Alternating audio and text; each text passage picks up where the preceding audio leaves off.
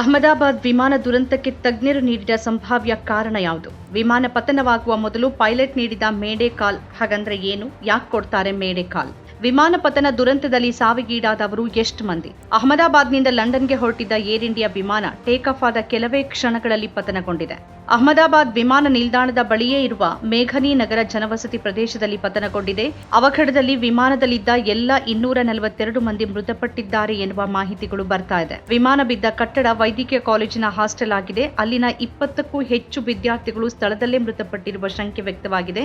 ಆದರೆ ಸಾವಿನ ಸಂಖ್ಯೆ ಇನ್ನೂ ಅಧಿಕೃತವಾಗಿ ಖಚಿತಗೊಂಡಿಲ್ಲ. ಗುಜರಾತ್ನ ಮಾಜಿ ಸಿಎಂ ವಿಜಯ್ ರೂಪಾಣಿ ಅವರು ಪತನವಾದ ವಿಮಾನದಲ್ಲಿದ್ರು ಅಂತ ತಿಳಿದು ಬಂದಿದೆ.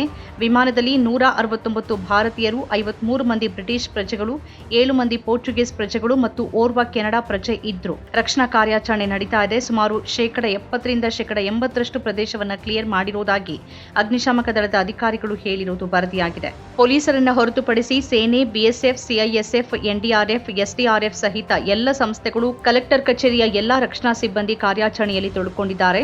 ಗುರುವಾರ ಮಧ್ಯಾಹ್ನ ಅಹಮದಾಬಾದ್ನಿಂದ ಲಂಡನ್ನ ಗ್ವಾಟ್ವಿಕ್ ವಿಮಾನ ನಿಲ್ದಾಣಕ್ಕೆ ಹೊರಟಿದ್ದ ಏರ್ ಇಂಡಿಯಾ ವಿಮಾನ ಟೇಕ್ ಆಫ್ ಆದ ಸ್ವಲ್ಪ ಸಮಯದ ನಂತರ ಪತನಗೊಂಡಿತ್ತು.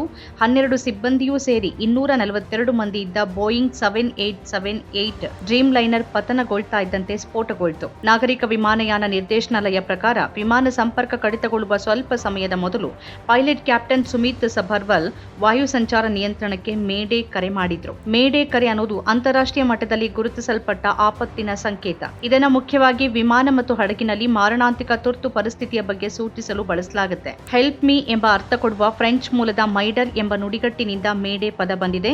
ಇದನ್ನು ಮೊದಲು 1920ರ ದಶಕದಲ್ಲಿ ಪರಿಚಯಿಸಲಾಯಿತು. ಈಗ ಜಾಗತಿಕವಾಗಿ ಪ್ರಮಾಣಿತವಾಗಿರುವ ಪ್ರೋಟೋಕಾಲ್ ಆಗಿದೆ ಈ ಮೇಡೆ. ಕರೆಯನ್ನ ಯಾವಾಗಲೂ ಸತತವಾಗಿ 3 ಬಾರಿ ಮೇಡೆ ಮೇಡೆ ಮೇಡೆ ಅಂತ ಹೇಳಲಾಗುತ್ತೆ. ಗದ್ದಲ ಇರೋದ್ರಿಂದ ಅಥವಾ ಕಳಪೆ ಗುಣಮಟ್ಟದ ರೇಡಿಯೋ ಸಿಗ್ನಲ್ಗಳ ಕಾರಣದಿಂದ ಖಚಿತವಾಗಿ ಕೇಳಿಸಬೇಕು ಅನ್ನೋದನ್ನ ಖಚಿತಪಡಿಸಿಕೊಳ್ಳೋಕೆ ಹಾಗೆ 3 ಬಾರಿ ಹೇಳಲಾಗುತ್ತೆ. ವಿಮಾನದ ಪೈಲಟ್ ಅಥವಾ ಹಡಗಿನ ಕ್ಯಾಪ್ಟನ್ ತೀವ್ರ ತುರ್ತು ಪರಿಸ್ಥಿತಿ ಎದುರಿಸುತ್ತಿರುವಾಗ ಮೇಡೆ ಕರೆಯನ್ನ ನೀಡುತ್ತಾರೆ. ಎಂಜಿನ್ ವೈಫಲ್ಯ, ವಿಮಾನದಲ್ಲಿ ಬೆಂಕಿ, ನಿಯಂತ್ರಣ ಸಾಧ್ಯವಾಗದ ಸ್ಥಿತಿ, ಇಲ್ಲವೇ ವಿಮಾನ ಅಥವಾ ಹಡಗಿನ ಮತ್ತು ವಿಮಾನದಲ್ಲಿರುವ ಪ್ರತಿಯೊಬ್ಬರ ಸುರಕ್ಷತೆಗೆ ಅಪಾಯ ಇದೆ ಅನಿಸುವಂತಹ ಸನ್ನಿವೇಶದಲ್ಲಿ ಮೇಡೆ ಕರೆಯನ್ನ ನೀಡಲಾಗುತ್ತೆ. ಪೈಲಟ್ ಮೇಡೆ ಕರೆಯನ್ನ ರೇಡಿಯೋ ಮೂಲಕ ವಾಯು ಸಂಚಾರ ನಿಯಂತ್ರಣ ಅಂದ್ರೆ ಎಟಿಸಿಗೆ ಮಾಡ್ತಾರೆ.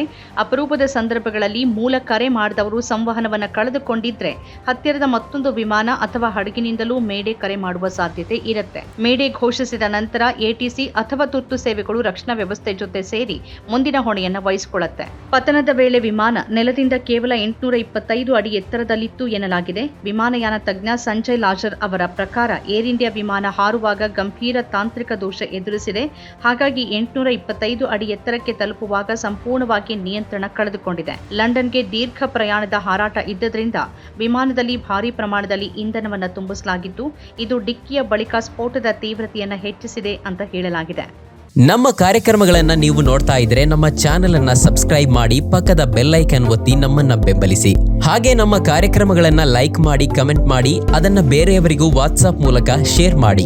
ನೀವು ಹೀಗೆ ಮಾಡಿದಾಗ ನಮ್ಮ ಚಾನೆಲ್ ಮತ್ತಷ್ಟು ಜನರಿಗೆ ತಲುಪಲು ನೀವು ನಮ್ಮೊಂದಿಗೆ ಸಹಕರಿಸಿದ ಹಾಗಾಗುತ್ತೆ. ಇದು ನೀವು ಯಾವುದೇ ಖರ್ಚಿಲ್ಲದೆ ಕೆಲವೇ ಸೆಕೆಂಡುಗಳಲ್ಲಿ ನೀಡಬಹುದಾದ ಸಹಕಾರ. ಧನ್ಯವಾದಗಳು.